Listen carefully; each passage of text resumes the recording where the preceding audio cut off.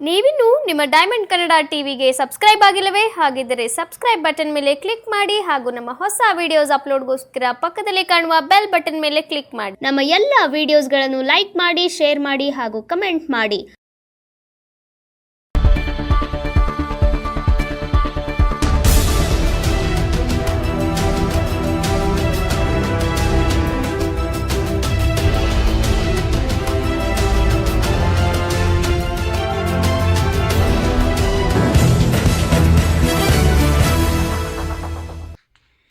ಕೆರೆಗಳಿಗೆ ನೀರು ತುಂಬಿಸಲು ಶೀಘ್ರ ಕ್ರಮ ವಹಿಸುವುದಾಗಿ ಮದ್ದೂರು ಶಾಸಕ ಉದಯರವರು ತಿಳಿಸಿದರು.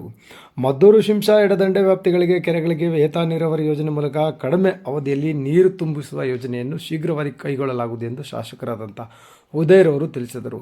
ಮದ್ದೂರು ತಾಲೂಕಿನ ಅಡಗನಹಳ್ಳಿ ಹಾಗೂ ತೊರಶೆಟ್ಟಳ್ಳಿ ಗ್ರಾಮಗಳ ವ್ಯಾಪ್ತಿಯಲ್ಲಿ ಶಿಂಷಾ ಎಡದಂಡೆ ವ್ಯಾಪ್ತಿಯ ನಾಲೆಗಳ ಅಭಿವೃದ್ಧಿ ಕಾಮಗಾರಿಗೆ ಮಂಗಳವಾರ ಅಂದಾಜು 2 ಕೋಟಿ ರು ವೆಚ್ಚದಲ್ಲಿ ಚಾಲನೆ ನೀಡಿ ಮಾತನಾಡಿದರು.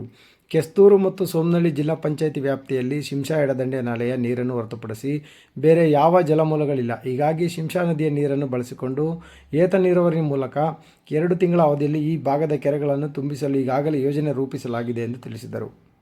ಇದೇ ಸಂದರ್ಭದಲ್ಲಿ ಜಲಸಂಪನ್ಮೂಲರಾದಂಥ ಎನ್ ಚಲುವರಾಯಸ್ವಾಮಿರವರು ಸಹ ಇನ್ನೆರಡು 3 ದಿನಗಳಲ್ಲಿ ಸಭೆ ಸೇರಿಸಿ ಈ ಕ್ಷೇತ್ರ ಯೋಜನೆಗಳ ಬಗ್ಗೆ ಪ್ರಸ್ತಾಪನೆ ಸಲ್ಲಿಸಲಾಗುವುದು ಎಂದು ತಿಳಿಸಿದರು.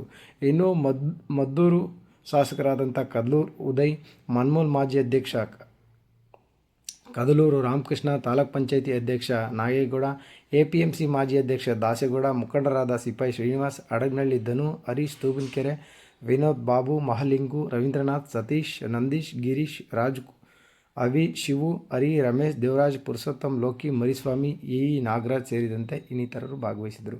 ವರದಿ ಡೈಮಂಡ್ ಕನ್ನಡ ನ್ಯೂಸ್, ಮದ್ದೂರು. ಏನಂದರೆ ಮಳೆ ಮೇಲೆ ಡಿಪೆಂಡ್ ಆಗಿ ನೀರು ನಾವು ನೀರು 100% ನೀರು ಕೊಡ್ತೀವಿ ಅಂದ್ರೆ ನೀರನ್ನು ಬಳಸ್ಕೊಳ್ಳಿಕ್ಕೆ ವ್ಯವಸ್ಥೆನ ಮಾಡಿಕೊಡ್ತೀವಿ. ಇದೆಲ್ಲ ವಿತರಣಾ ನಾಲೆಗಳೇನಿದೆ ಅದೆಲ್ಲ ಏತ ನೀರಾವರಿ ಯೋಜನೆಗೆ ಸಂಬಂಧಪಟ್ಟಂಥವು. ಏತಾವರಿ ನೀರು ಇದು ಏತಾವರಿ ನೀರಿಗೆ ಬರಲ್ಲ. ಏತಾವರಿ ನೀರು ಬೇರೆ ಇದೆ. ಏತಾವರಿ ನೀರನ್ನು ಕೂಡ ಎಲ್ಲವನ್ನು ಆಧುನೀಕರಣ ಮಾಡಬೇಕು, ಹೊಸ ಸಿಸ್ಟಮ್ ಮಾಡಬೇಕು ಅಂತ ಈಗಾಗಲೇ ಎಮ್ನಳ್ಳಿದು ಆಗ್ತಾಯಿದೆ.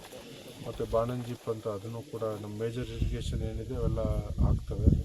M5 ಕೂಡ ಈಗೆಲ್ಲ ಪ್ರಸ್ತಾವನೆ ರೆಡಿ ಇದೆ. ಮಿನಿಸ್ಟ್ರು ಇನ್ನೊಂದು 4-5 ದಿವಸ ಕೂಡ ಚರ್ಚೆ ಮಾಡುವ ಅಂತ ಹೇಳಿದ್ದಾರೆ.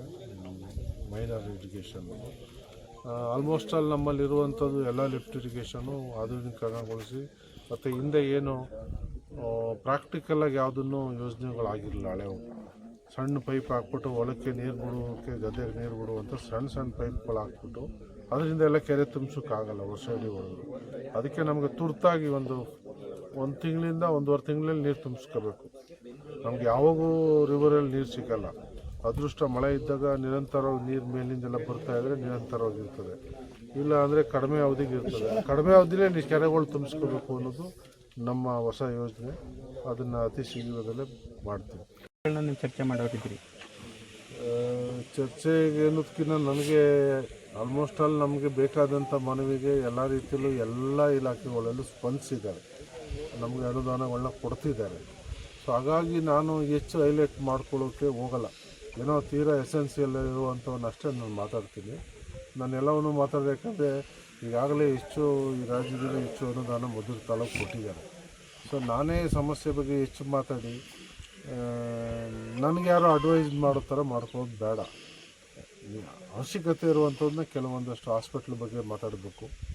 ಹಾಸ್ಪಿಟ್ಲ್ ನಮ್ಗೆ ಅನಿವಾರ್ಯ ಇದೆ. ಹಾಸ್ಪಿಟ್ಲಿಗೂ ನಾವು ಮಾಡಿಕೊಡ್ತೀವಿ ಅಂತ ಹೇಳಿದ್ದಾರೆ. ಸೊ ಅದ್ರ ಬಗ್ಗೆ ನಾನು ಹೊಸ ಸಚಿವರು ಬಂದಿದ್ದಾರೆ, ಅವ್ರ ಗಮನ ಸೆಳೆದು ಅದನ್ನು ಗಮನಕ್ಕೆ ತರ್ತೀನಿ. ಪೇಟೆ ಬದಿ ಅಗಲೀಕರಣ ಇನ್ನು 2 ತಿಂಗಳಲ್ಲಿ ಪ್ರಾರಂಭ ಆಗ್ಬೋದು. ಈಗ ಆರ್ಥಿಕ ಇಲಾಖೆದು ಸ್ವಲ್ಪ ಭಾರಿ ಹಂಗೆ ಹಿಂಗೆ ಜಗ್ಗಾಟಾಯಿತು. ಅದು ಆರ್ಥಿಕ ಇಲಾಖೆಯಿಂದ ಅಪ್ರೂವಲ್ ಕೊಟ್ಟಿದ್ದಾರೆ.